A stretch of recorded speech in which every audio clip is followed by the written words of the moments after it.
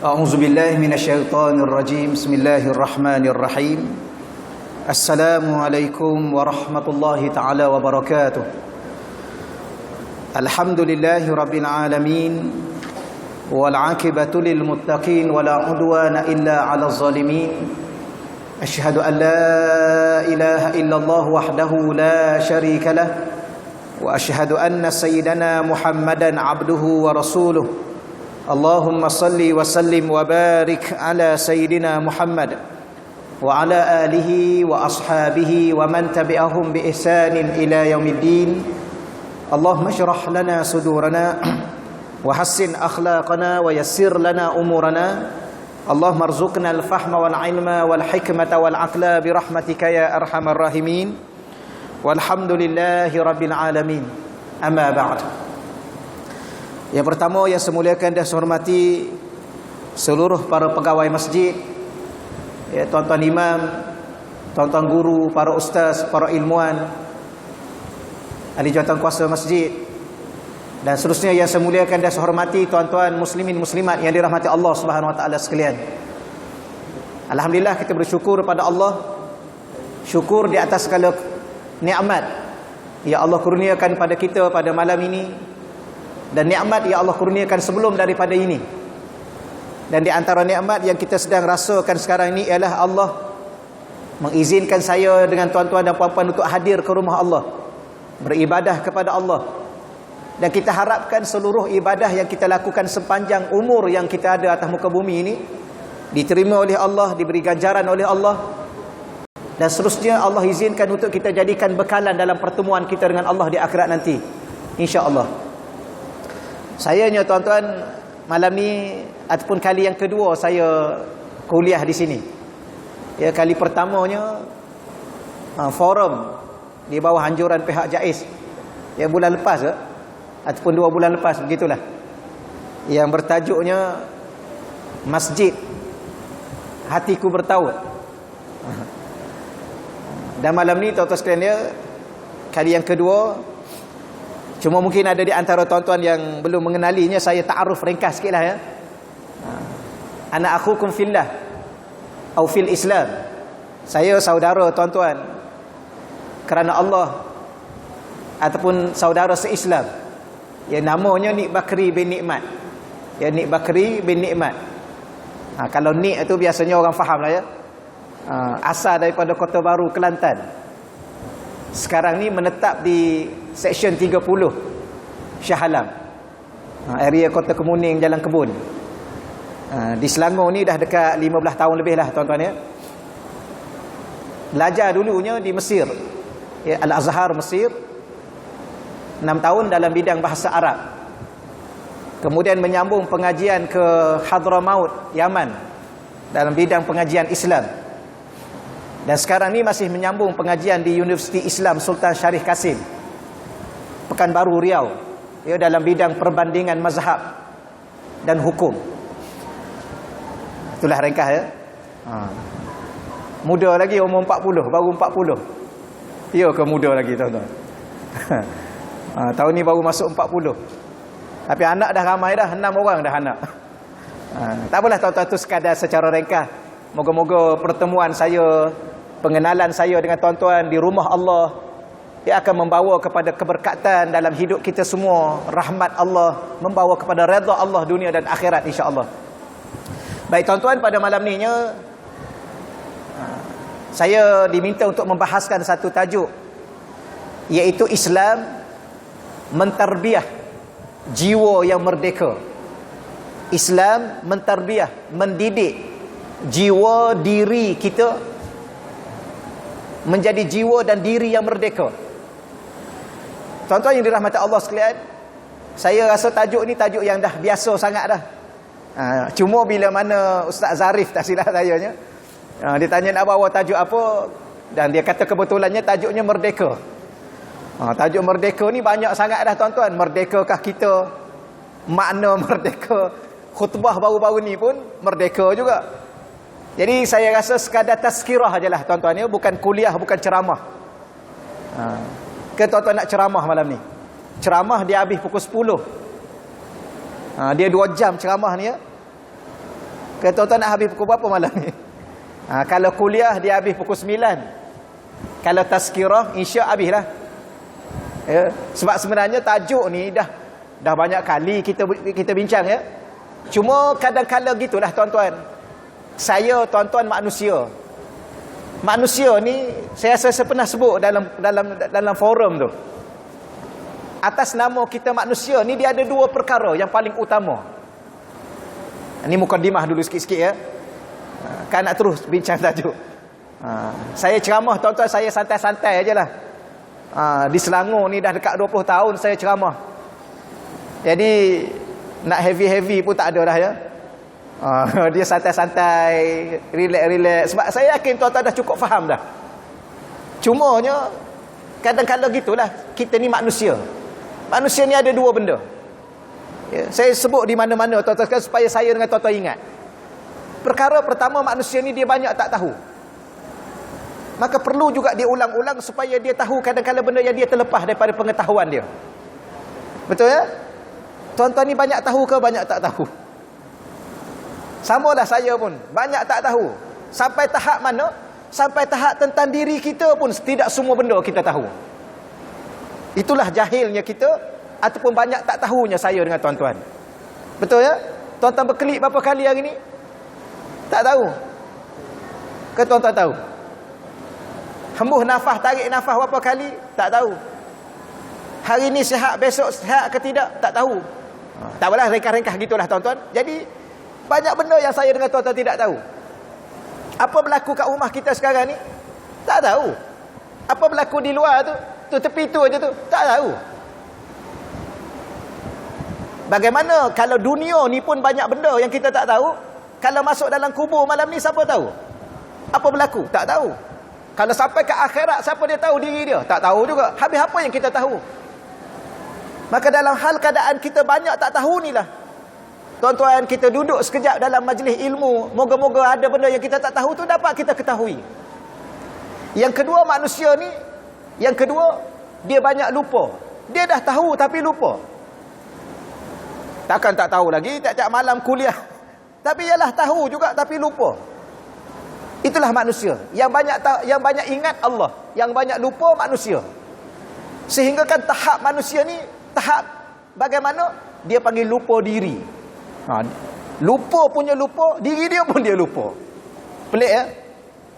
Kalau lupa pasal orang lain tak apa, lupa isteri okey lagi tak? Ya ke okey? Lupa anak-anak, tak apa lagi. Ya ke tak apa? Tapi manusia ni dahsyatnya dia, tahap kelupaan dia sampai tahap dia lupa diri dia sendiri. Dia lupa dia dah 60 dah. Dia rasa dia 16, tu dia tak datang masjid lagi.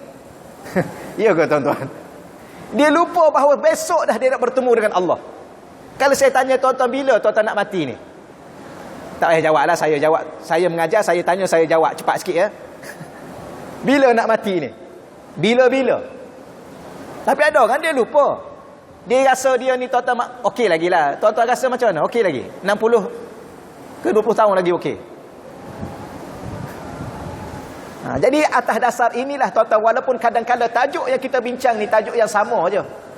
Kadang-kadang dah banyak kali dah berulang-ulang, tapi bimbang-bimbang ada benda lagi yang kita terlepas pandang daripada pengetahuan kita tentang kehidupan dunia dan akhirat kita, dan kadang-kadang yang kita telah tahu itu pun kita lupa.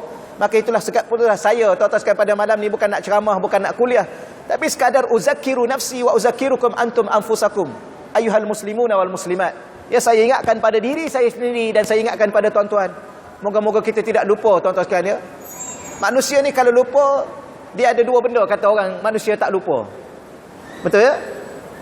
Dia lupa, banyak dia lupa, tapi dua benda dia tak lupa. Tahu tak? Kelupa juga yang ni. Makan dengan tidur. Tuan pernah lupa makan seminggu? Tuan-tuan pernah lupa tidur? Saya Ustaz lupa Ustaz. Lupa apa? Lupa tidur. Dah berapa lama? 2 minggu dah tak tidur, lupa. Tapi kalau lupa baca Quran, ada.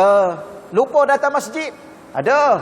Lupa Allah, ramai. Lupa syurga neraka, ramai. Yang ni yang kita risaunya tuan-tuan. Maka sebab itulah salah satunya manusia ni dia lupa.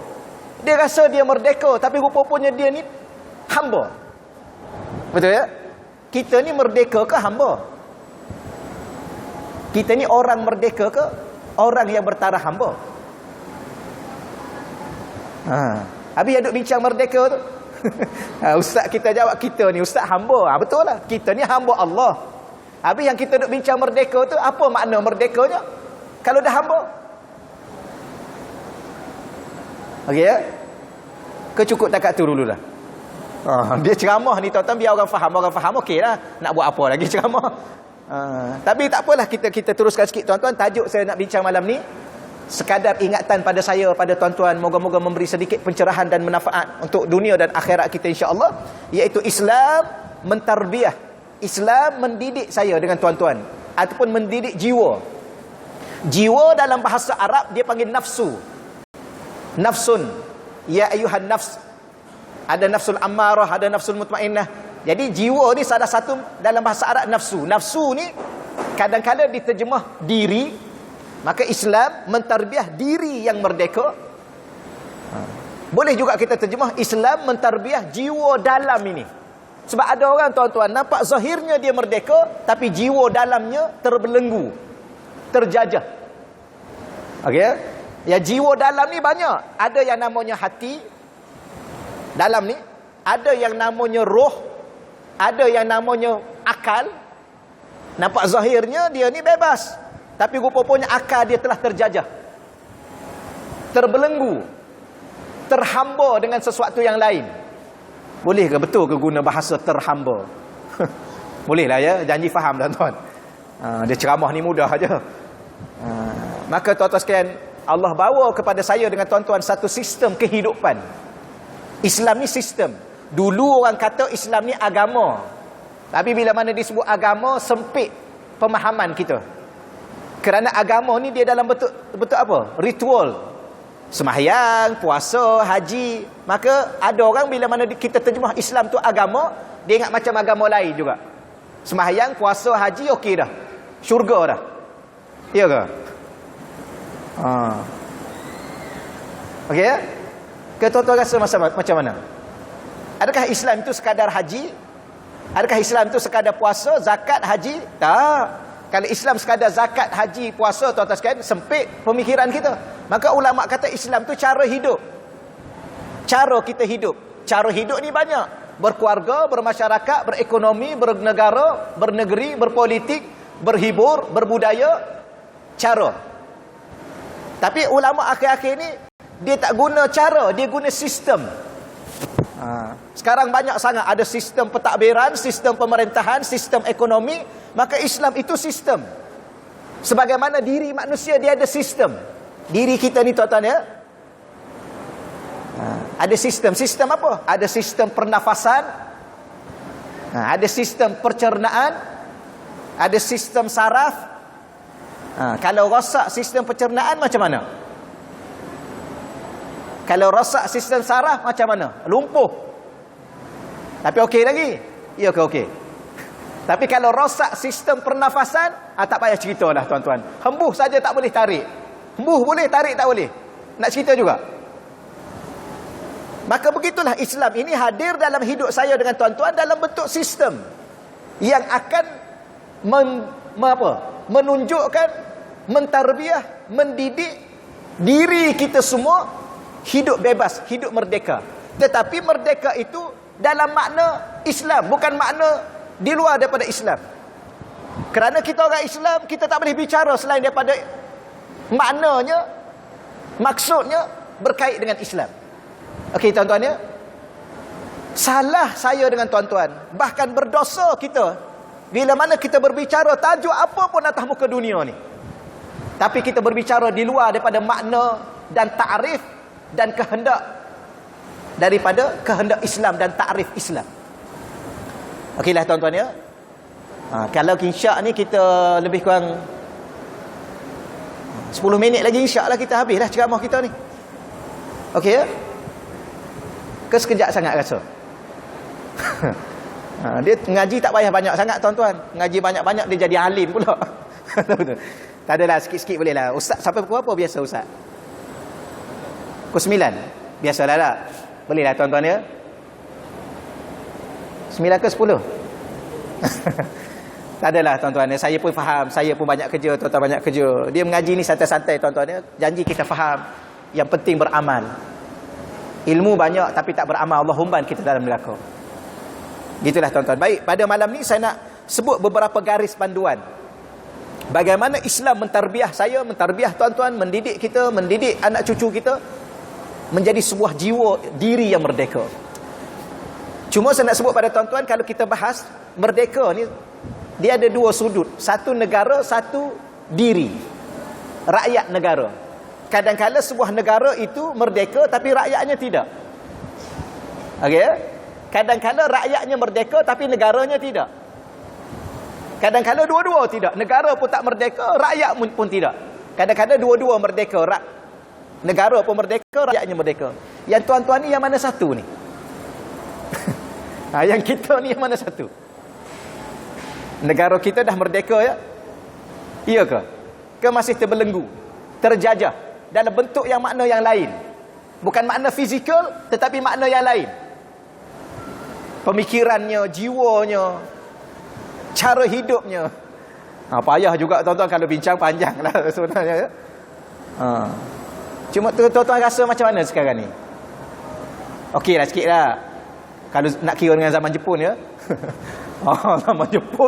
Zaman Jepun ni tuan-tuan sekalian ya, negara pun tak merdeka, jiwa pun tak merdeka dah. Ni tuan-tuan Haji sempat ke zaman Jepun? Tak sempat ya? Ke zaman British? Gitulah tuan-tuan. Tak apalah, walau bagaimanapun, alhamdulillah kita bersyukur pada Allah kerana segala-gala adalah kehendak Allah, segala-gala adalah kurniaan Allah. Walau bagaimanapun kita kena mengucap syukur bahawa negara kita ni negara yang merdeka. Secara fizikal, zahirnya kita tidak lagi terjajah dengan British, terjajah dengan Jepun, ya Portugis dan sebagainya. Boleh tuan-tuan ya? Sebab tu kadang-kadang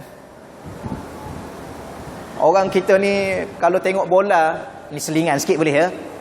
Di ceramah ni kena ada selingan sikit-sikit tak? Nak hilang mengantuk. Kok tertidur. Kan ada juga tidur. Kadang-kadang tengok bola sokong England. Kenapa kita sokong England? England tu pernah jajah kita dulu. Ya? Lepas tu sokong apa? Sokong Portugal. Kenapa? Portugis kan pernah jajah kita. Habis nak sokong apa? Sokong Jerman lah. Ya ke? Kejahat juga. Tu negara-negara dulu dia pernah jajah. Negara-negara umat Islam dulu. Ya, Perancis, ya, jajah Mesir dan sebagainya. Tak adalah tuan-tuan tu selingan sikit-sikit lah yang minat bola tak. Terjajah dia depan TV. Kat masjid duduk berapa jam? Setengah jam. Tu pun gelisah dah.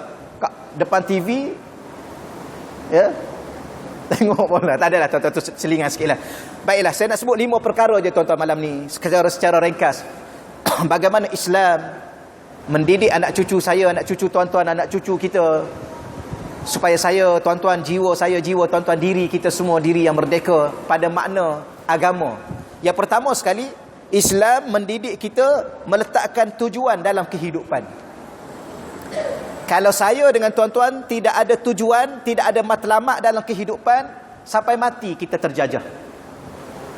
Ya? Sebab tu dalam hidup ni tuan-tuan nak apa sebenarnya? Ada orang dalam hidup dia nak harta, maka dia tuan-tuan sekalian siang malam terhamba dengan harta.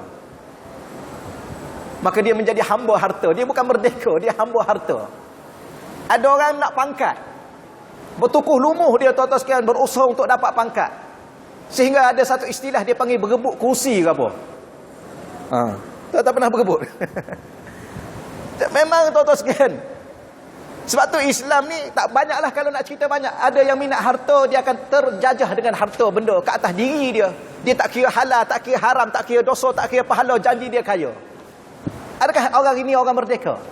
Jiwanya, dirinya. Ada orang tuan-tuan sekalian dengan pangkatnya. Tengoklah keadaan siapa diri dia. Kalau orang politik dengan pangkat dia, dengan kedudukan. Kalau orang ekonomi dengan harta benda. Tak, kalau orang ni jenis orang hiburan, selebriti, dia terhamba dengan glamour dia. Tak kira dedah aurat tak apa, dah henjut-henjut tuan-tuan atas pentas tak apa, janji glamour. Apa tu tuan-tuan? Merdeka ke? Tapi dia merasakan diri dia sudah merdeka. Semalam ada ke terhenjut-henjut juga? Detik 12 tengah malam ada yang terhenjut-henjut ke? Dedah aurat sebagai seorang perempuan. Sepatutnya perempuan ini dimuliakan oleh Allah dengan tutup auratnya. Duduk di rumah dengan kesopanan segala-gala, tiba-tiba tuan-tuan dedah aurat terhenjut-henjut. Orang lelaki tengok tepuk tangan, bersalam, berpeluk. Merdeka ke tuan-tuan? Ke Allah humban neraka suatu hari nanti. Habis bicara merdeka. Okey ya. Maka sebab itulah Islam mengajar saya dengan tuan-tuan ialah meletakkan diri di atas satu tujuan hidup. Maka orang ini bila mana dia meletakkan diri dia dalam satu tujuan hidup yang nyata, yang jelas, yang benar, mengikut kehendak Allah dan Rasul, kehendak Islam, maka dia dianggap manusia itu merdeka. Dia adalah merdeka. Apakah tujuan hidup ini tuan-tuan? Tujuan hidup ini yang tuan-tuan benda sama. Tuan-tuan pun dah faham, cuma kita ingatkan lagi sekali dan kita huraikan dalam bentuk yang kita kata nak kehendak merdeka itu. Tujuan Allah cipta kita sebagaimana tuan-tuan baca dalam surah Az-Zariyat ayat 56. Ya. Ulama kata ada 3 tujuan paling besar yang selalu disebut-sebut. Yang pertamanya wama khalaqtul jinna wal ins illa liya'budun. Az-Zariyat 56. Yang kedua, apakah tujuan hidup? Wa idh qala rabbuka lil malaikati inni ja'ilun fil ardi khalifah. Al-Baqarah ayat 30. Okey, apakah tujuan hidup? Al-Mulk ayat 2. Allazi khalaqal maut wal hayah liyabluwakum ayyukum ahsanu amala.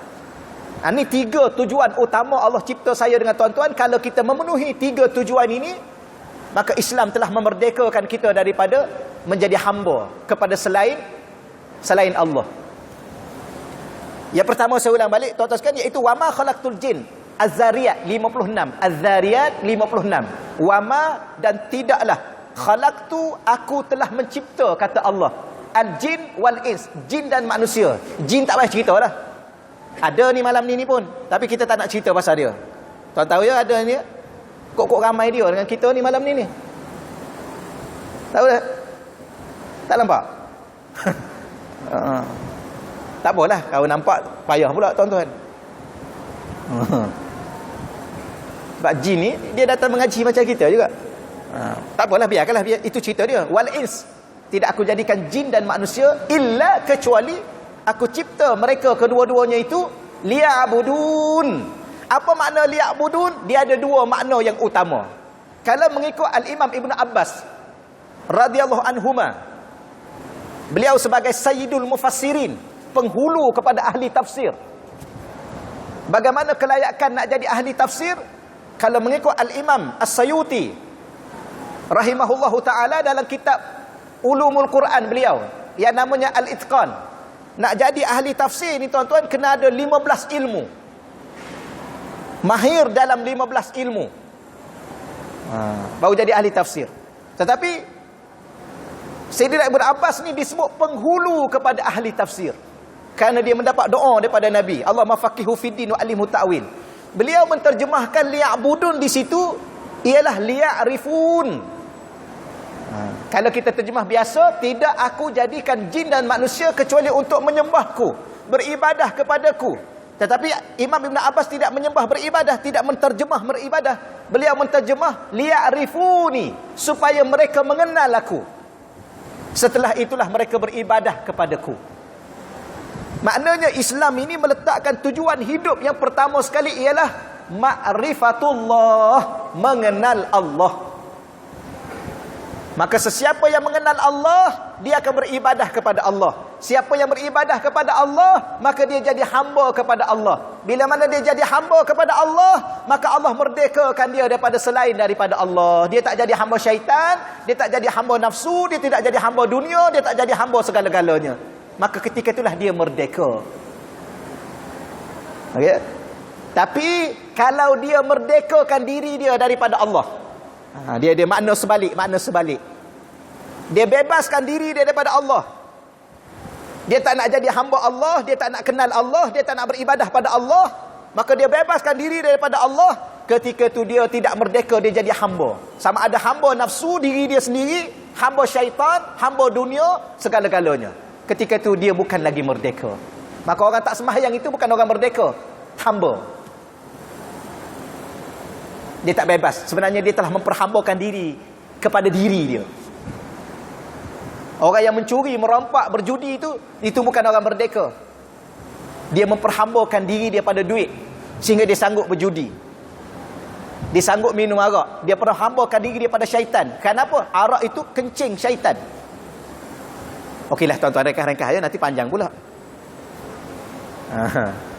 Jadi yang pertama sekali, bagaimana nak Islam mentarbiah saya dengan tuan-tuan untuk menjadi manusia yang merdeka, jiwa yang merdeka, mengenal Allah.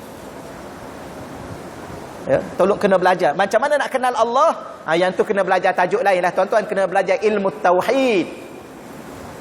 Kena belajar ilmu akidah. Paling-paling kurang tuan-tuan kena belajar sifat 20. Kenapa? Kerana nak kenal Allah, kena belajar, kena kenal dengan sifat. Kenal Allah ada 3. Pertama, kenal pada zat, pada diri Allah. Yang kedua, kenal pada sifat. Yang ketiga, kenal pada af'al. Sifat dia sekali dengan nama. Asma' was sifat. Ya, nak kenal Allah, kenal dengan nama. Siapa Allah Ar-Rahman, siapa Allah Ar-Rahim, siapa Allah Al-Mutakabbir. Ya. Nama Allah ni ada 99 kalau nak kenal. 99 nama tu dia bahagi 3. Ada setengah ulama kata bahagi 2, ada setengah ulama kata bahagi 3. Pembahagian pertama, kalau nak kenal Allah dengan nama, Allah tu namanya adalah Ar-Rahman. Yang tu kategori apa? Ar-Rahman Ar-Rahim, itu kategori nama Al-Jamal. Nama-nama Allah yang menggambarkan keindahan Allah, kecantikan Allah, keindahan Allah. Sebagaimana seorang yang ada sifat Ar-Rahman, ada sifat Rahman, ada sifat pemurah, maka cantik peribadi dia. Maka Allah juga namanya Ar-Rahman, Tuhan yang Maha Pemurah. Ada lagi nama Allah yang dalam kategori Al-Kamal, sempurna. Contohnya Al-Alim, Al-Hakim. Seseorang yang ada ilmu, seorang yang ada kebijaksanaan, ada kesempurnaan pada diri dia. Ya, maka Allah itu ada kesempurnaan. Dan ada juga nama Allah Al-Jalal. Al-Jalal ialah menggambarkan keagungan Allah, kehebatan Allah. Manakah nama yang menggambarkan keagungan, kehebatan? Al-Mutakabbir, Al-Jabbar, Al-Qahhar, Al-Muntaqim. Apa makna Al-Mutakabbir? Tuhan yang maha sombong. Mutakabbir daripada takabbur. Okey ya? Allah pun sombong juga. Iyalah, dia sombong juga. Tapi dia tak sombonglah dengan tuan-tuan sebab tuan-tuan sembahyang. Yang tak sembahyang tu. Yang tak sembahyang tu sebenarnya dia sombong dengan Tuhan. Ya, kalau dia tak sombong dengan Allah, dia sembahyang. Maka orang ni yang tak sembahyang ni dia sombong dengan Allah, maka Allah juga lebih sombong daripada dia. Dia Allah ni Al-Mutakabbir, daripada takabbur. Takabbur tu sifat, Al-Mutakabbir yang bersifat dengan takabbur. Okeylah tuan-tuan, azan ke Ustaz? Okey, silakan. 3 minit lagi. Okeylah tuan-tuan ya. Tapi kan nak bercakap panjanglah pula. Tapi siapa yang tak kenal Allah, dia akan jadi hamba selain Allah, maka tak merdeka dia. Baik, yang kedua tuan-tuan, kita ringkas-ringkaskanlah ya. Yang kedua, Islam mengajar saya dengan tuan-tuan untuk hidup merdeka ialah mengisafi nilai dunia ini dibandingkan dengan akhirat. Islam mengajar kita supaya meletak satu nilai, KPI ke apa. Kita orang ni ada nilai juga kan. Dulu Q, quality. Sekarang KPI.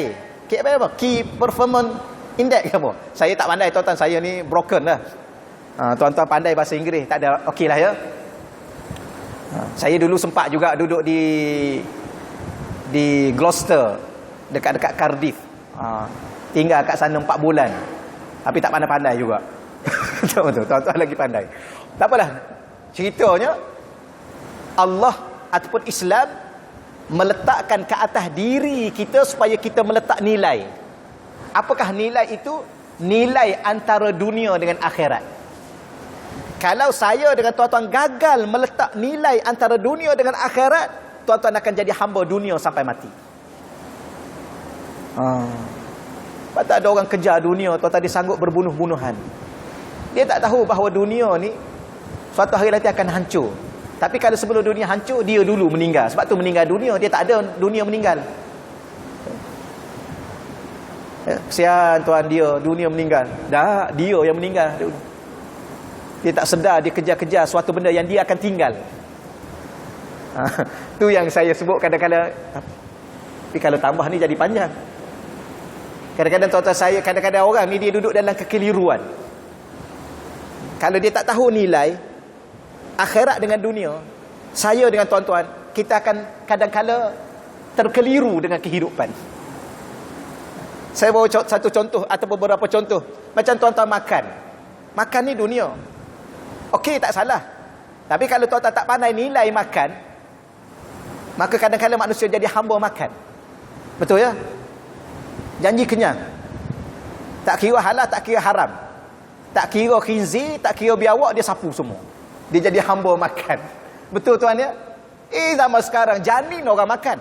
Janin tu dia makan. Allah, hamba makan. Kenapa tak tahu nilai? Sebab tu kadang-kadang manusia keliru dalam bab makan. Tuan-tuan makan untuk apa sebenarnya? Makan untuk apa? Kau tak tahu juga, malam ni baru nak fikir. Makan ni untuk kenyang. Jangan jawab makan untuk hidup.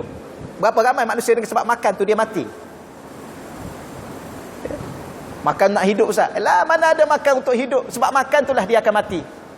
Lepas, okey, silakan dulu. Kita berhenti dulu tuan-tuan ya.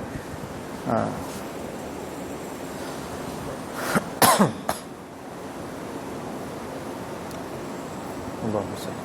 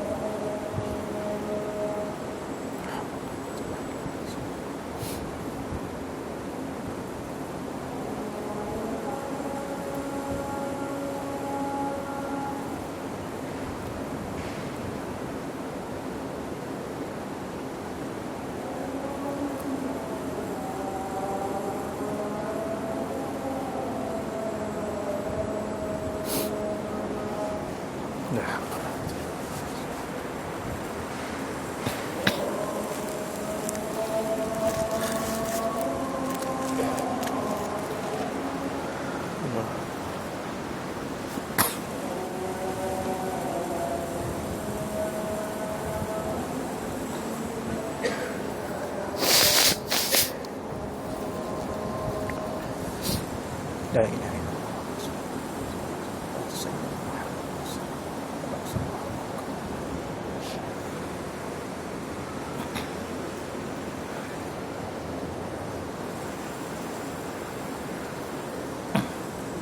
Baiklah, insya-Allah kita sambung sikit lagi lah tuan-tuan ya, dalam 10 minit lagi lebih kurang. Apa yang saya sebut pada tuan-tuan tadi ialah ya, bila mana saya dengan tuan-tuan tidak tahu menilai dunia nak dibandingkan dengan akhirat, maka kadang-kadang kita terkeliru. Contoh tadilah, selalu orang duk sebut-sebut hidup untuk ya, hidup untuk makan. Dia kata makan untuk hidup. Jangan hidup untuk makan. Dua-dua salah. Ya, hidup untuk makan lagi salah. Kerana hidup ini untuk beribadah kepada Allah. Makan tu tak ada masalah tuan-tuan sekalian ya. Makan je lah. Makan tu pun ibadah. Ya. Tapi kalau kata hidup untuk makan, salah. Makan untuk hidup, salah juga. Kerana berapa ramai manusia mati sebab makan. Ya. Ya, lepas makan kambing, stroke, mati dia. Itu bukan masalah. Yang teruk lagi, lepas makan ubat mati. Patutnya lepas makan ubat hidup lama, mati. Habis makan untuk apa? Ada orang keliru. Makan untuk kenyang. Betul ya? Ke makan untuk apa? Ada orang dia keliru, dia makan untuk sedap. Betul ya? Ramai majoriti orang ni makan nak sedap aja. Padahal sedap tu 2-3 saat di lidah aja. Kenyang tu 2-3 jam. Tapi dia lebih pilih sedap. Lepas tu kalau dia tanya, ustaz tahu tak restoran sedap kat mana? Jarang orang tanya, tuan saya nak tanya restoran yang kenyang mana ya? Restoran kenyang. Mana ada orang tanya restoran sedap? Padahal sedap 2-3 saat di lidah, masuk dalam tekak, habislah. Kenyang lama. Tapi dia lebih pilih yang sementara. Itulah kekeliruan. Dunia ini adalah sementara, akhirat itu ada selama-lama. Tapi manusia pilih dunia dengan akhirat. Itulah apa? Hamba dunia yang tidak tahu nilai dunia yang sementara. Okeylah cakap sekat itulah ya. Saya kadang-kadang tuan-tuan, saya secara jujur lah, dah dekat 20 tahun saya ceramah di Selangor ni. Ceramah lama lagi. Akhir sekali saya buat kesimpulan dalam pendirian saya lah. Saya tak nak ada hurai panjang-panjang tuan-tuan sekalian. Kerana hurai panjang-panjang ni sekadar merugikan masa je. Kita hurai benda-benda yang mudah-mudah, yang simple-simple, janji tuan-tuan yang mendengar faham. Kemudian saya dengan tuan-tuan balik rumah beramal, ya, harap-harap Allah redha dengan kita. Ya, kadang-kadang kalau kita mengajar melirik cerita. Cerita memang banyaklah tuan-tuan. Dan salah satu kaedah nak cepat masuk, nak habis masa cepat, cerita, 2 cerita habis masa. Ke tuan-tuan nak cerita juga? Gitu ya, tuan-tuan jelas ya? Maka harap-harap saya dengan tuan-tuan mengikut apa yang diajar oleh Islam, agar saya dengan tuan-tuan mengetahui nilai dunia dengan akhirat. Jadi selama mana tuan-tuan dengan saya mengejar dunia, tak kira halal, tak kira haram, tak kira dosa, tak kira pahala, tak kira hak orang, hak kita, dia sapu semua sekali. Manusia ini adalah bukan manusia merdeka. Manusia yang sedang diperhambakan oleh dunia. Akhirat nanti, wa iyazubillah, tak kena gaya Allah humban mereka selama-lama sebagaimana Allah humban Qarun dalam neraka kerana harta benda dunia. Sebab tu ada satu ayat tuan-tuan untuk menjadi keberkatan perbahasan kita. Kerana Islam itu kita bahas segalanya dalam Quran. Allah tanya satu soalan dalam Quran dalam surah At-Taubah ayat 38. Araditum. Ya, saya terus terjemah cepat sikit tuan-tuan ya. Araditum, apakah kamu redha ataupun kamu lebih berpuas hati bil hayatid dunya, dengan kehidupan dunia, minal akhirah, nak dibandingkan dengan kehidupan akhirat. Ya, ada orang tuan-tuan tak peduli langsung akhirat. Ya. Quran tak baca, masjid tak datang, surau tak datang, aurat dedah merata. Dia tak peduli akhirat. Dia tak tahu bahawa dengan sebab dia tak sembahyang, dengan sebab dia beli nombor ekor, dengan sebab dia rasuah, dengan sebab dia berjudi, dengan sebab dia dedah aurat, dia akan berdepan dengan kehidupan yang terlalu dahsyat di akhirat, namanya neraka. Tapi ada orang ni dia peduli apa dengan akhirat, kerana dia tak tahu, dia lebih selesa dunia. Lepas tu kadang-kadang tuan-tuan sekalian, dunia ni apa makna dunia? Dunia ni dia ada beberapa makna dalam bahasa Arab. Antaranya dunia ni makna dia ialah dunuwun. Ad-dunya dunu. Apa makna dunu? Benda yang dekat dan segera. Benda yang dekat dan segera ni dia boleh hilang dengan segera. Dunia juga dana'ah, hina. Dunia ni salah satu makna dia hina. Sebab tu manusia yang kejar dunia ni, dia hina, tuan-tuan sekalian. Dia sanggup bunuh orang, hina dia. Dia sanggup tipu orang, hina dia. Dia sanggup rasuah, hina dia. Itu dunia. Dan dunia ni juga disebut ula. Walal akhiratu khairul laka minal ula. Allah sebut pada Nabi kita Muhammad sallallahu alaihi wasallam dalam surah Ad-Duha, walal akhirah, akhirat itu khairul laka, lebih baik bagi engkau wahai Nabi Muhammad, minal ula, dibanding dengan yang pertama. Apa ula itu? Dunia. Rupa-rupanya dunia ni ialah ula, permulaan. Sebab tu tuan-tuan jangan kagum orang yang kaya, yang pangkat tinggi. Setinggi mana pangkat dia hari ini, sebesar mana pangkat dia hari ini, sebanyak mana harta dia hari ini, rupa-rupanya selama mana dia bersifat dunia, dia baru mula. Nak tahu betul-betul dia ni kaya sungguh-sungguh, akhirat, syurga ke neraka? Korun kaya-raya, akhirat neraka. Habis cerita. Kaya ke? Kaya apa dah masuk neraka? Sebab tu tuan-tuan jangan kagum dah besar mana pangkat dia, silakanlah. Kalau betul, alhamdulillah. Kalau dengan cara tipu orang, ya, tipu orang semua sekali, tuan-tuan sekalian. Kita tak pelik. Ke tuan-tuan rasa nak pangkat besar juga? Nak bertanding ke? Saya usah nak bertanding. Ya tuan-tuan, ya. Kalau ada peluang tanding, kalau tak ada peluang tak payahlah. Ya, kadang-kadang kita tertipu dengan apa yang ada di dunia. Rasa besar diri, rasa hebat. Akhir sekali Allahumma neraka. Habis cerita. Dunia sekarang tuan-tuan, ya, berebut kursi, bawa lari kursi, macam-macam cerita tuan-tuan sekalian. Biarkanlah nanti tajuk lain pula jadi kan. Kenapa nak jaga diri? Subhanallah. Araditum bil hayatid dunya minal akhirah? Apakah kamu redha dengan cara hidup dunia yang kamu ada hari ini bil akhirah? Nak banding dengan akhirat? Maka Allah kata apa? Fama mata'ul hayatud dunya, fama mata'ul hayatid dunya, maka tidaklah kesenangan hidup dunia fil akhirah, nak banding dengan akhirat, illa qalil, kecuali sedikit sahaja. Dunia ni sebanyak mana, sebesar mana, banding dengan akhirat sikit aja tuan-tuan. Sebab tu orang kata dunia ni berapa peratus? 1%. Kaya tak kat mana, masyhur tak kat mana, hebat tak kat mana, 1%. Akhirat 99%. Hari ni kita tak ada gelaran apa-apa, alhamdulillah, tak ada masalah. Akhirat ahlul jannah, alhamdulillah. Hari ni segala apa? Segala gelaran ada kat diri ni. Ya? Tak, segala gelaran kena sebut juga. Tak payahlah kan. Akhirat Allahumma neraka, ahlun nar.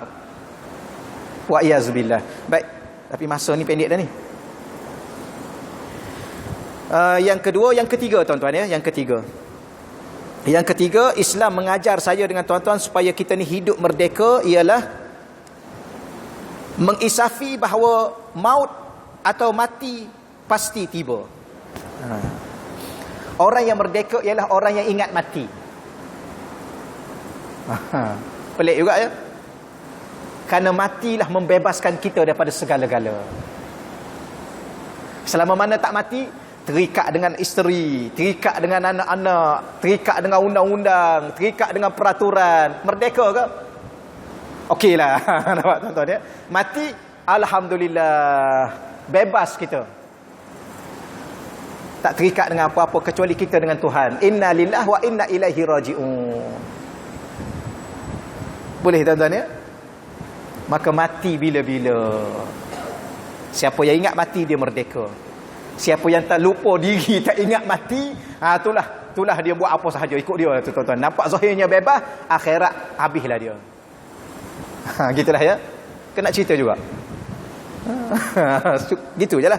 Janji tuan-tuan faham, saya faham, alhamdulillah. Jangan lupa mati. Bukan nak mati. Ada orang salah faham. Apalah Islam ni cerita banyak pasal mati. Cerita pasal mati bukan nak mati, ingat mati. Lain nak mati dengan ingat mati. Okey? Tuan-tuan nak mati? Tak, sama dengan saya pun. Siapa nak mati? Tunggulah dulu. Dosa banyak, ibadah tak banyak, nak bertaubat dulu, nak bersembahyang dulu, segala-gala. Tapi kurang-kurangnya kena ingat. Kenapa? Kerana mati ni, kalau ingat pun mati, tak ingat pun mati. Baik ingat. Kalau mati dah keadaan ingat, lain daripada mati tak ingat, tiba-tiba mati. Habis cerita saya dengan tuan-tuan. Ya, kalau tiba-tiba mati dalam masjid tak apa, tiba-tiba mati dekat karaoke tu, habis dia. Ya. Duk dandut-dandut, mati. Baik ingat, kurang-kurangnya ingat jugalah, dandut sekejap, lepas tu baliklah, taubat pada Allah. Ya ke? Tak adalah tuan-tuan ni. Ni yang ketiga, yang keempat. Nak habis dah ni. Tak boleh mengaji banyak-banyak sangat. Yang keempat, mengetahui hakikat Islam. Apa Islam sebenarnya? Ada orang dia Islam tapi dia tak tahu Islam tu apa. Maka dia tuan-tuan sekalian terjajah dengan benda lain. Maka Islam ni antara yang paling utama, dia kata Islam adalah ilmu. Islam adalah ilmu.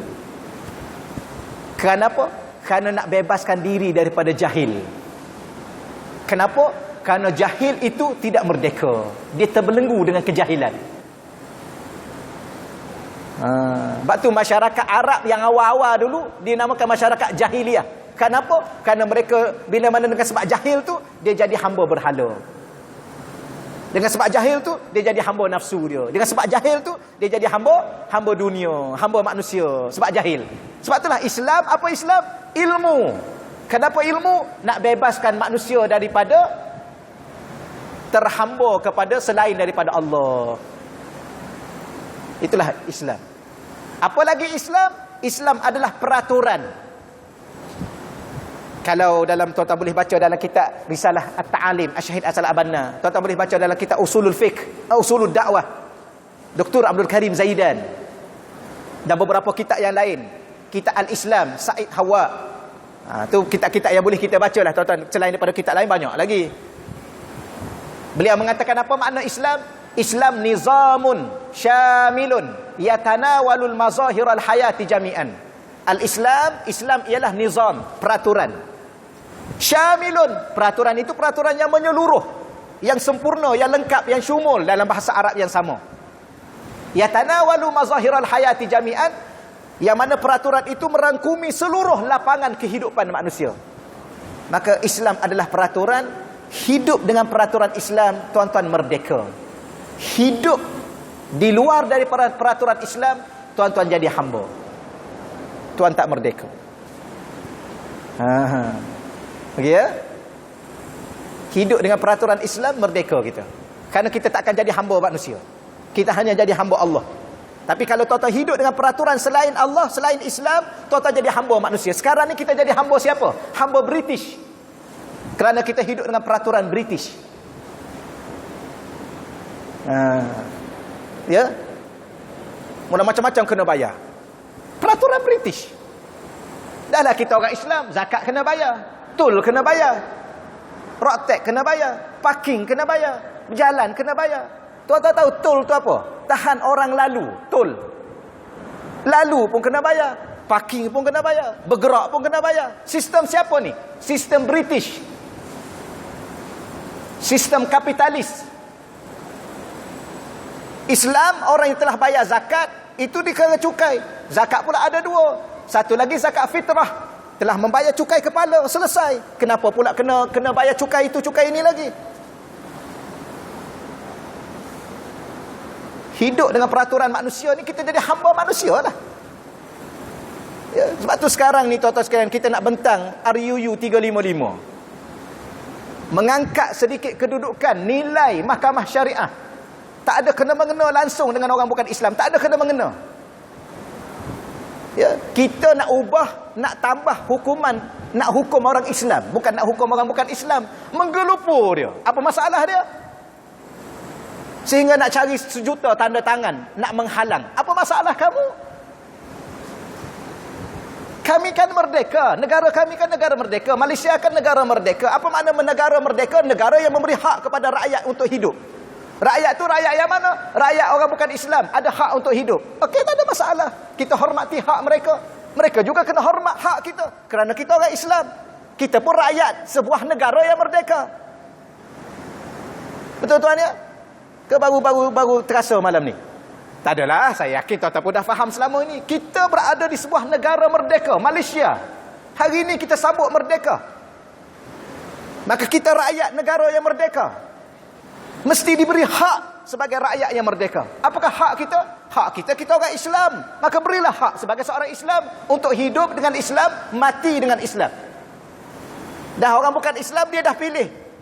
Dia bukan Islam, dia pilih. Maka dia ada hak untuk hidup dengan cara bukan Islam. Dia pun ada hak untuk mati sebagai seorang yang bukan Islam. Beri hak dia. Dia nak makan babi, makan je lah. Tak ada orang larang pun. Nak minum arak, minum je lah. Tak ada masalah pun. Kamu nak berjudi, berjudi je dah. Tak ada masalah. Tapi kita ada peraturan kita. Kita ada hak kita. Lepas tu kadang-kadang saya pelik dengan setengah pemimpin. Tak kadang-kadang, ni dia jadi ceramah pula ni. Ini orang muda biasalah tuan-tuan ya. Pemimpin-pemimpin yang ada sepatutnya pemimpin yang merdeka. Bukan pemimpin yang terbelenggu dengan sistem barat. Apa makna pemimpin yang merdeka? Iaitu pemimpin yang meraihkan kemerdekaan rakyatnya. Dan pemimpin yang tidak terikat dengan mana-mana sistem. Maka untuk rakyat yang bukan Islam, dia beri sekadar mana, ialah beri tu beri dalam peraturan lah tuan-tuan, bukan kata ikut suka. Walaupun kita orang Islam, kita ni merdeka, bukan ikut suka. Nak merompak, nak mencuri, nak berbunuh, bukan, itu bukan merdeka. Merdeka ialah buat sesuatu yang baik untuk negeri dan negara, untuk diri dan keluarga. Kalau dah tuan-tuan macam buruk pada orang lain, itu bukan keperbuatan merdeka. Tapi itulah yang kita nak bagi tahu tuan-tuan. Apa masalahnya RUU 355? Sekadar mengangkat kedudukan mahkamah syariah. Mahkamah siapa? Mahkamah yang menjadi hak hidup, kehidupan orang Islam. Yang mana? Yang merdeka dan di dalam sebuah negara yang merdeka. Yang pemimpinnya beria-ria, menggelupur untuk larang, untuk tahan ni, dia faham ke dia duduk negara mana? Kadang-kadang kalau kita cakap lebih-lebih supaya balik sana, marah pula dia. Dia tuduh kita lain pula. Okeylah tuan-tuan, setakat tu dulu lah ya. Akhir sekali. Berapa minit dah tuan-tuan ya? Akhir sekali tuan-tuan sekalian ya. Ada 8 minit lagi sebelum pukul 9. Okeylah. Akhir sekali, dalam kitab saya ni dia tulis bagaimana Islam mentarbiah saya dengan tuan-tuan untuk menjadi jiwa yang merdeka ialah mengetahui hakikat jahiliah. Kalau kita tak faham makna jahil, maka kita akan jadi hamba orang lah selama-lamanya. Kita rasa kita alim, rupa-rupanya jahil. Kena tipu kat orang. Rasa-rasa bijak, rupa-rupanya dah lama kena tipu. La haula wala quwwata illa billah. Ingatkan merdeka. Merdeka apa dah kena tipu? Jadi hamba orang, jadi hamba sistem orang. Apakah hakikat jahiliah? Hakikat jahiliah bila mana tak mengenal Tuhan. Masyarakat jahiliah dulu, ya, Abu Jahal, Abu Lahab tu dan geng-geng dia tu, adakah dia tak pandai berniaga? Wah, tidaklah tuan-tuan. Dia berniaga luar negara, di Syam dengan Yaman. Bukan kata berniaga kat bandar Mekah tu, tak ada lah. Dia berniaga luar negara. Dia pergi Yaman, dia pergi Syam. Dia tak pandai mengurus ke? Sebab tu dia kata masyarakat jahiliah, mana ada tak pandai mengurus? Dia mengurus jamaah haji. Kan haji dah lama kan? Cuma dia tak panggil Haji Abu Lahab aja. Dia dulu dengan kita tuan-tuan sekalian ya. Mereka kan tawaf Kaabah tu, tapi tak pakai baju. Lelaki perempuan tawaf Kaabah, dia tak pakai baju. Dah faham ya? Kena cakap juga bahasa. Dia tak pakai baju. Tak adalah tuan-tuan, maaflah. Jadi maknanya mereka ni suatu ketika dahulu yang menyebabkan Abrahah dengki itu, kerana mereka mendapat orang panggil kunjungan manusia yang begitu ramai di bandar Mekah untuk ibadah haji. Maka siapa yang urus ibadah haji? Jemaah haji ketika itu Abu Lahab, Abu Jahal lah. Cuma tak lama tabung haji je masa tu. Bahagian siqayah, bahagian urus air untuk tabung haji, bahagian penempatan untuk tabung jemaah haji. Maka mereka hebat tak pengurusan pentadbiran? Hebat. Habis apa yang jahiliahnya? Yang jahilnya bila mana mereka sembah selain Allah. Mereka memperhambakan diri kepada selain Allah. Mereka ikut sistem lain selain daripada sistem Allah. Mereka ikut peraturan dan perundangan lain daripada perundangan Allah. Itulah hakikat jahiliyah. Dan Quran pula menyifatkan jahiliyah yang ketika itu al-jahiliyatul ula. Jahiliyah yang pertama. Kalau dah ada yang pertama, sudah tentu ada yang kedua. Bila mana ada yang kedua, sudah tentu ada yang ketiga. Maka sekarang ni, kalau manusia tidak kenal Allah, itulah hakikat jahiliyah. Sehingga manusia ikut peraturan selain Allah, itulah hakikat jahiliyah. Ni jahiliyah yang keberapa ni? Dia panggil jahiliyah akhir zaman. Lepas ni neraka dah. Kalau nombor 2 okey lagi. Sebab ada nombor 3, ada orang lagi jahil. Okay. Abu Jahal dah jahil dah, tapi dia jahil nombor 1. Tapi mesti ada nombor 2 jahil. Yang jahil sikit pada dia. Betul ya? Betul. Dia jahil-jahil dia pun dia tak mengaku Tuhan. Tapi jahil-jahil apa? Ayah pin ke apa? Mengaku Tuhan tuan-tuan. Ni jahil lagi ni. Haji Kahar ke apa? Haji Kahar mengaku Nabi. Ni lagi jahil ni. Gitulah tuan-tuan ya. Okeylah ya, insya-Allah ya. Moga-moga saya dengan tuan-tuan anak cucu kita faham. Kesimpulannya apa? Hiduplah dengan Islam, maka itulah merdeka. Dengan segala-galanya, ekonominya, politiknya, segala-galanya. Hiburannya. Bukan kata tak boleh berhibur, boleh. Allah tahu hati ni tuan-tuan ada waktu nak gembira, ada waktu nak sedih. Diri kita ada waktu memang kita kena menangis. Manusia ni ada waktu mesti kena menangis. Ada waktu kena ketawa. Ada waktu kena senyum. Kalau selalu menangis bukan manusia. Yang selalu ketawa lagi bukan manusia. Dia ada waktu. Maka Allah tahu untuk kita gembira. Maka Islam mengajar kita hiburan. Boleh berhibur, tak ada masalah tuan-tuan. Ya. Sebab tu saya mengajar di Yaman. Saya belajar di Yaman dulu. Di Mesir pun dengan Syekh saya, Syekh Yusuf Muhyiddin Al-Bakhur Al-Hasani, Hafizahullah Ta'ala. Di Yaman saya mengaji dengan Habib Omar, ya, Hafizahullah Ta'ala. Saya mengaji. Ulama-ulama ni tuan-tuan, dia tahu kita mengaji ni penat. Penat mengaji. Macam tuan-tuan dah penat ya? Kau okey lagi? Penat mengaji ni. Dia datang ke sini, letih. Lepas tu kadang-kadang berhenti sekejap berhibur. Berhibur dengan apa? Kadang-kadang berhibur dengan qasidah. Qasidah bahasa Arab. Nyanyilah, lagulah. Ya. Ya. Berhenti sekejap nyanyi lagu. Okey dah okey dah rasa lapar sikit kan. Nak mengaji lagi. Tak ada masalah tuan-tuan sekalian. Kenapa manusia perlu kepada hiburan tapi dalam batasan Islam.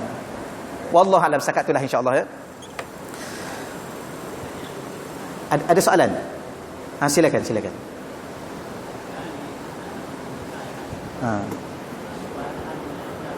Ya.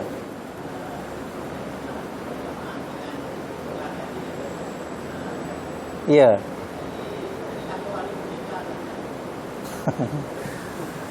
Ada satu soalan tuan-tuan ya. Saya tadi dah namakan tazkirah, jadi tazkirah ni sebenarnya tak ada soalan. Tak adalah insya-Allah. Terima kasih Tuan Haji ya. Satu persoalan. Sekarang ni berlaku perbalahan, perselisihan pandangan antara ahli sunnah dengan Wahabi. Gitu ya? Yang dilabelkan Wahabi. Maka adakah orang Wahabi ni merdeka? Dua-dua kumpulan ni merdeka. Ya, yang ekstrim tuan-tuan sekalian ya. Kalau kita nak letaklah tuan-tuan sekalian atas dasar pandangan ahli sunnah ni adalah golongan yang benar. Dan golongan yang benar ni golongan yang ikut Islam dari sudut akidah yang benar, akidah ahli sunnah wal jamaah. Maka mereka adalah golongan yang merdeka. Golongan yang tidak terbelenggu dengan pemikiran yang sempit, pemikiran yang tidak benar. Adapun pihak yang dilabelkan Wahabi, Tuan Haji pun alhamdulillah bagus Tuan Haji guna bahasa yang berlapik sikit ya. Ya, kerana kita pun tidak mahu menimbulkan ya apa-apa lah tuan-tuan sekalian. Yang dilabelkan Wahabi ni, kalaulah mereka betul-betul terbelenggu dengan pemikiran Wahabi, ya, maka mungkin mereka ini tidak merdeka pada pemikiran mereka. Terbelenggu dengan satu pemikiran yang suka menghukum masyarakat Islam secara membuta tuli, secara ekstrim. Ya. Sedangkan hidup ini bukan menghukum, hidup ini mendidik. Allah datangkan kita dalam kehidupan dunia ini Bukan nak bicara pasal orang. Allah datangkan kita ke dunia nak bicara tentang diri kita sendiri. Bukan nak bicara salah orang, nak bicara salah sendiri. Maka akidah Ahlussunnah wal Jamaah mengajar kita mengukur diri kita sendiri. Adakah akidah kita, amalan kita bertepatan dengan akidah Ahlussunnah wal Jamaah? Bukan menilai orang ni tak betul, yang ni tak betul, yang ni tak betul, yang ni masuk neraka, yang ni masuk neraka. Dia seorang masuk syurga. Itu jiwa yang tidak merdeka. Jiwa yang telah terbelenggu dengan satu pemikiran yang sempit, yang bengis, yang tidak nampak kasih sayang, membetulkan kesilapan, tetapi lebih menghukum masyarakat. Kalau betul dia telah terbelenggu dengan fahaman yang dilabelkan Wahabi. Gitulah. Ya. Sebab tu saya, tuan-tuan sekalian, bila mana kita belajar, saya alhamdulillah Allah bagi rezeki. Saya pun doa pada Allah supaya saya dapat mengaji sampai saya mati. Saya duduk di pondok umur 10 tahun, tuan-tuan. Bukan mengaji dengan ustaz, saya mengaji dengan tuan-tuan guru. Ya. Tuan Guru Haji Daud, Allah yarham. Masa saya umur 10 tahun, 11 tahun, 12 tahun. Ya, saya mengaji dengan Allah yarham Tuan Guru Haji Hashim, Pondok Pasir Tumbuh. Saya duduk dan membesar di Pulau Melaka dengan Allah yarham Tuan Guru Ni Aziz. Tiap-tiap pagi saya mengaji. Bukan kata mengaji seminggu sekali. Tiap-tiap pagi mengaji dengan Tuan Guru. Khatam kitab hadis, khatam. Bukan saya nak cerita apa. Ya. Kemudian sampai sekarang saya alhamdulillah diberi rezeki oleh Allah mengaji pengkhususan dalam bidang perbandingan mazhab. Semua mazhab kita bincang. Bagaimana metodologi mazhab-mazhab ini mengeluarkan hukum. Mereka keluarkan hukum pula, mereka ada tariqah, ada metod mereka tersendiri. Ya. Dan bagaimana tuan-tuan sekalian sumber-sumber hukum ini berlaku dalam masyarakat, dalam hukum Islam. Ya. Ada sumber hukum daripada Ahlul Iraq. Ahlul Iraq dinamakan ada dua, Baghdad dengan Basrah dengan Kufah. Mereka ni dinamakan Ahlul Ra'yi. Golongan ahli sumber hukum daripada Ahlul Hijaz, Madinah dengan Mekah. Mereka ni disebut Ahlul Hadis. Ada golongan tuan-tuan yang duduk tengah-tengah antara Ahlul Ra'yi, Ahlul Hadis. Subhanallah, bila mana kita belajar la haula wala quwata illa billah, rupa-rupanya yang suka hukum orang, ustaz-ustaz ni yang mengaji 4 tahun di Madinah, mengaji 4 tahun di Jordan, mengaji 4 tahun tuan-tuan sekalian di mana di Mesir, mereka duduk sibuk hukum masyarakat, baca Yasin malam Jumaat bid'ah. Sesat. Oh, kalau baca Yasin malam Jumaat sesat, yang tak baca Yasin sesat kuasa 2 lah. Ya. Tahlil sesat, tahlil bid'ah. Sempit pemikiran. Mengaji di mana? Ya. Sebab tu sekarang saya mudah. Dulu saya jawab panjang. Sekarang saya nak jawab mudah. Apa hukum baca Yasin malam Jumaat? Sunat. Sunat baca Yasin malam Jumaat. Surah Kahfi sunat juga. Kenapa? Sebab Yasin tu Quran. Yasin tu Quran. Apa hukum baca Quran? Hukum baca Quran asalnya sunat. Surah apa baca sunat? Baca surah Yasin sunat, surah Kahfi sunat, surah Baqarah sunat, surah Luqman sunat, surah Ali Imran sunat. Baca bila sunat? Baca pagi sunat, tengah hari sunat, malam sunat, petang sunat. Baca hari apa sunat? Hari Jumaat sunat, malam Jumaat sunat, hari Rabu sunat, malam Rabu sunat. Baca Quran tu sunat. Apa masalah? Habis baca Yasin malam Jumaat sunat. Baca berapa kali? Baca sekali sunat, baca 2 kali sunat. Baca 3 kali sunat. Masalahnya ustaz dia kata dia dah tentukan hari Jumaat. Siapa yang tentu? Dia yang tentu, kita tak tentu pun. Kita baca Yasin malam Jumaat, lepas tu balik rumah kita baca lagi surah Kahfi. Dia tahu ke? Yang dia duk hukum kita tu. Sempit pemikiran tuan-tuan. Kerjanya ialah nak humban masyarakat awam dalam neraka. Tu yang kerja dia. Baca Yasin malam Jumaat bid'ah sesat masuk neraka. Mudah nak humban orang dalam neraka. Dia seorang masuk syurga. Inilah ustaz-ustaz yang berfahaman yang dilabelkan Wahabi. Sempit pemikiran dia. Bukan nak didik masyarakat. Dan dia kata baca Yasin, baca Kahfi malam Jumaat. Nabi tak suruh pun baca surah Kahfi malam Jumaat. Nabi suruh baca hari Jumaat. Malam pun boleh, siang pun boleh, petang pun boleh, malam pun boleh. Bukan semestinya malam tu kena baca Kahfi. Malam Jumaat nak baca Inna A'tayna boleh ke tak boleh? Bid'ah. Nabi tak baca. Ikut kita lah nak baca surah apa pun. Habis yang masjid buat program tu, masjid ni tuan-tuan, dia kena ada uslubud dakwah, kaedah dakwah. Nak suruh masyarakat baca Quran. Pilihlah malam besok Jumaat ni Yasin ustaz. Minggu depan surah Ali Imran. Panjang sikit, biar tinggal seorang ustaz. Alah tuan-tuan, orang-orang masjid ni bijak jugalah. Bijak. Masyarakat awam bijak juga. Mereka bukannya bodoh. Ingat kita nak hentam gitu-gitu. Tak ada. Tahlil sunat. Buat tahlil sunat. Iyalah, tahlil tu apa? Tahlil tu la ilaha illallah. Tahlil tu ringkasan la ilaha illallah. La ilaha illallah tu apa? La ilaha illallah tu afdaluz zikri, seafdal zikir. Maka buat majlis zikir sunat. Kerana berzikir itu sunat. Berapa kali nak baca? Baca sekali pun sunat, baca 10 kali sunat, 100 kali sunat, baca seorang sunat, baca ramai-ramai sunat. Mana dalil? Tak ada nas, kita tak jumpa hadis Nabi. Hadis Nabi ni dia panggil nas. Quran dia panggil nas. Ya? Dan nas ada dua. Nas Quran, nas hadis. Teks. Daripada nas keluar dalil. Dalil banyak. Quran boleh jadi dalil, sunnah Nabi boleh jadi dalil, ijma' ulama' boleh jadi dalil, qiyas boleh jadi dalil, al-adah mahkamah boleh jadi dalil, perbuatan penduduk Madinah boleh jadi dalil, perbuatan penduduk Mekah boleh jadi dalil, istihsan jadi dalil, istishab jadi dalil, al-qawlu liman qablana, perkataan al-fi'lu liman qablana, perbuatan penduduk Madinah sebelum ni boleh jadi dalil banyak. Saya tak jumpa hadis. Engkau yang tak jumpa hadis, orang lain dah lama dah jumpa. Dia ingat dia mengaji, tuan-tuan, ada orang ni dia rasa dia seorang mengaji. Ni dia bab ni tak boleh tuan-tuan. Saya semangat sikit bab ni. Dah sebab saya rasa sedih. Ada setengah-setengah ustaz suka dia hukum masyarakat. Bid'ah, sesat, masuk neraka. Lah, dia yang masuk neraka sebab dia tak faham. Ya. Masuk neraka. Ni sapu muka. Ada setengah tuan-tuan sekalian, minta maaf ustaz-ustaz yang muda-muda. Ada setengah saya jumpa ustaz yang muda-muda. Dia baru hafal Quran 30 juzuk. Okeylah, baguslah sebab Allah bagi rezeki dia hafal Quran 30 juzuk. Tapi dia dah berlagak pandai tuan-tuan sekalian ya. Dia lepas bagi salam tak nak sapu muka. Bid'ah kata dia.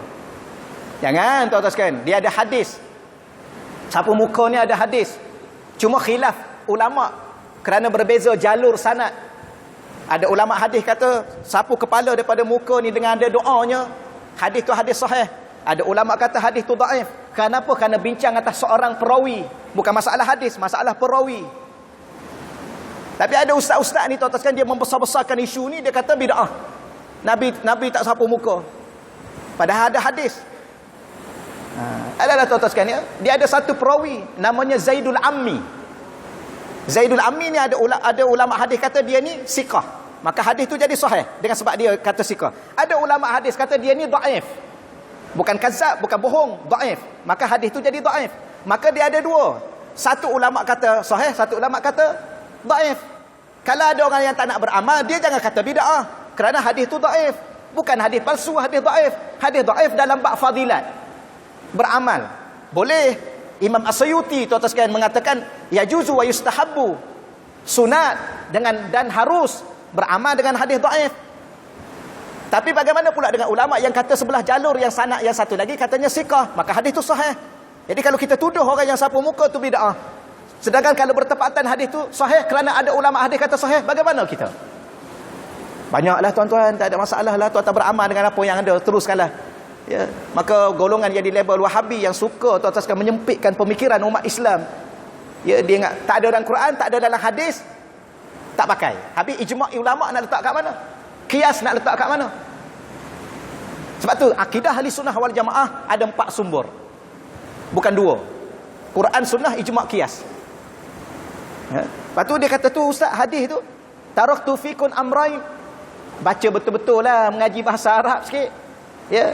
Nabi kata taraktu fi. Nabi tak kata taraktu ilaikum.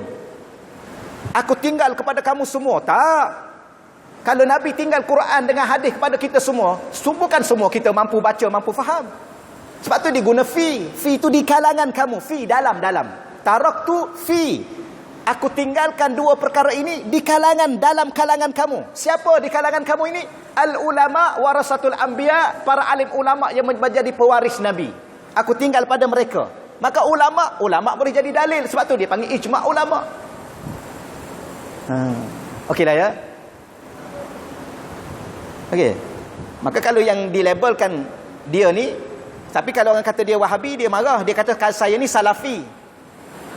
Saya Salafi, saya bukan Wahabi. Kenapa pula kata Salafi? Kita bukan Wahabi, kita bukan Salafi, kita adalah ahli sunnah wal jamaah. Tak payah nak kelentong lah. Nak kelentong masyarakat awam. Saya bukan Wahabi, saya Salafi. Habis yang kita ikut selama ni siapa? Imam Malik, Imam Hanafi, Imam Malik, Imam Syafi'i, Imam Ahmad Ibn Hanbal. Semua ni salaf. Ni semua ni ulama salaf. Maka kita ikut ni Salafi. Salaf. Bukan Salafi salah. Salaf. Tapi kita bukan Salafi. Habis siapa kita? Kita adalah ahli sunnah wal jamaah. Ada orang, saya bukan Wahabi, saya Salafi. Kenapa tak boleh nak kata saya ahli sunnah wal jamaah? Kerana nak kelentong orang lah. Tuan-tuan kena hati-hati tuan-tuan ya. Hati-hati dari segi ustaz yang suka hukum masyarakat awam. Saya tak setuju. Ya. Masyarakat ni masuk bid'ah ni bid'ah. Sebab tu saya kata nantilah ni ceramah lah tuan-tuan ya. Tak apalah, ceramah yang kedua boleh lah ya. Nampak macam tak nak berhenti tu. Sikit akhir sekali tuan-tuan, akhir sekali. Akhir sekali. Dia duk wawarkan bid'ah. Bid'ah bukan hukum. Okey, baca Yasin malam Jumaat. Dah kita duk baca tiap-tiap malam. Bid'ah, okey, bid'ah. Tapi bid'ah bukan hukum. Apakah hukum? Belajarlah fiqh. Belajarlah usul fiqh. Apa ta'rif hukum? Al-hukmu, hukum ialah khitabullah al-muta'allaq bi af'alil mukallafin. Khitab Allah, arahan Allah yang berkait dengan perbuatan-perbuatan mukallaf. Sama ada khitab Allah, arahan Allah itu berkait dengan iqtida, melaksanakan benda itu. Ya, dituntut, iqtida dituntut. Tuntut ada dua, tuntut buat, tuntut tinggal. Tuntut buat ada dua, wajib dengan sunat. Tuntut tinggal ada dua, haram dengan makruh. At-taghyir ataupun perintah Allah untuk memilih. Pilih tu hukum dia harus. Jadi hukum tu ada 5. Dia panggil hukum taklifi. Kalau kita buat satu benda, kita terhukum dengan 5 benda. Sama ada wajib, atau sunat, atau haram, atau makruh, atau harus. Ini hukum. Jadi dia kata bid'ah. Iyalah memang bid'ah. Hukumnya apa? Contoh baca Yasin malam Jumaat. Okey, kalau hantar kata bid'ah, saya baca juga Yasin malam Jumaat. Apa hukum? Saya nak baca juga. Apa hukum? Masyarakat kita baca juga. Apa hukum? Dia kata hukumnya bid'ah lah. Bid'ah tu amalan, bukan hukum. Okey, amalan tu apa? Amalan tu haram. Mana dalil haram? Quran kata haram, hadis kata haram. Mana? Dia pun tak boleh, tuan-tuan sekalian. Bid'ah bukan hukum. Bid'ah tu adalah amalan. Amalan kena ada hukum. Apakah amalan tu wajib? Adakah amalan tu sunat? Adakah amalan tu haram? Dia kelentong masyarakat, tuan-tuan sekalian. Yang ni yang kata pemikiran dia tak merdeka. Terbelenggu dengan kesempitan pemikiran dia sendiri. Dia rasa dia alim, tapi dia rasa dia tidak, tuan-tuan sekalian. Sebenarnya kita tak ada seorang pun yang alim. Alimkah kita? Tak alim kita, tuan-tuan. Sebab itulah ulama makin tinggi ilmu dia, makin rendah diri dia. Apabila dia rendah diri, dia rasa dia seorang tak selamat, dia masuk neraka, yang orang lain semua masuk syurga. Tiba-tiba ada orang ni, dia rasa dia alim, dia seorang masuk syurga, yang lain semua masuk neraka. Ni bukan ni, tuan-tuan, ni bukan ni. Tuan-tuan jangan ikut ustaz-ustaz yang macam ni. Kemudian kullu bid'ah. Kullu bid'ah. Mengajilah bahasa Arab. Kullu dalam bahasa Arab tidak makna semua. Ada waktu dengan makna kulli, ada waktu kullu bermakna juz'i. Ada waktu kullu bermakna jami'. Ada waktu kullu bermakna majmu'. Banyaklah tuan-tuan. Okeylah ya, okeylah tu ya. Ke nak tanya lagi soalan? Saya sengaja jawab panjang supaya tak ada lagi soalan. Tak apalah, setakat tu dahululah tuan-tuan sekalian. Jadi lebih jugalah masa, minta maaf lah tuan-tuan ya. Tapi tuan-tuan jangan terlibat dengan pemikiran-pemikiran sempit yang suka menghukum masyarakat. Masyarakat tidak perlu dihukum, masyarakat perlu ditarbiyah, dididik. Didik masyarakat tuan-tuan supaya kita yang alim, kala-kala lah kita alim, tak ada alim pun. Allah kata wa ma utitu minal ilmi illa qalila. Tidak aku bagi ilmu pada kamu yang kamu rasa kamu ilmu, kamu profesor, kamu doktor, kamu ustaz, kamu alim, kamu allamah. Tidak aku bagi ilmu pada kamu, sikit aja ilmu kamu. Kamu rasa banyak. Dengan sebab banyak itulah kamu suka hukum orang ni. Tak, sikit aja ilmu kamu. Hatta diri kamu pun kamu tak tahu ke mana kamu nak mati. Bila kamu nak mati. Kamu duk sibuk hukum orang masuk neraka, masuk syurga. Itulah tuan-tuan. Okeylah ya. Kau tak nak berhenti lagi ni. Macam itulah. A'udzubillahi minasyaitonirrajim. Bismillahirrahmanirrahim. Wassalatu wassalamu ala asyrafil anbiya'i mursalin wa ala alihi ajma'in. Allahumma rzuqna fahman nabiyyin wa hifzal mursalin wa ilhamal malaikatil muqarrabin. Allahumma rzuqna futuhal arifin. Ya Fattahu ya Alim, ya Fattahu ya Alim, ya Fattahu ya Alim. Ya Allah, dalam rumahmu yang mulia ini ya Allah, dalam masjid yang penuh dengan keberkatan ini ya Allah, dalam majlis ilmu yang penuh dengan kemuliaan ini ya Allah, kami berdoa, kami merayu, kami memohon kepadamu ya Allah, Engkau rezekikanlah kepada kami ya Allah kefahaman tentang agamamu ya Allah, hidup beragama ya Allah, hidup dengan Islam ya Allah, hidup dengan Al-Quran ya Allah. Engkau berilah kefahaman kepada kami sebagaimana Engkau berikan kefahaman kepada Nabi-Mu ya Allah. Engkau hidupkanlah kami dengan hidayah Al-Quran-Mu ya Allah. Engkau hidupkanlah kami dengan rahmat Al-Quran-Mu ya Allah, sebagaimana Engkau berikan kehidupan yang benar dengan rahmat dan hidayah Al-Quran-Mu ya Allah. Engkau rezekikanlah kepada kami ya Allah pembukaan pintu-pintu ilmu yang mendalam ya Allah, yang memberi manfaat kepada dunia dan akhirat kami ya Allah, sebagaimana Engkau berikan pembukaan pintu ilmu kepada para arifin, para awliya, para wali-wali-Mu ya Allah. Terimalah doa-doa kami dan munajat kami ya Allah. Redalah dengan kami ya Allah. Engkau satukanlah hati kami di atas akidah ahli sunnah wal jamaah ya Allah. Rabbana atina fid dunya hasanah fil akhirati hasanatan wa qina adzabannar. Wa sallallahu ala sayyidina wa maulana Muhammad walhamdulillahi rabbil alamin. Taqabbalallahu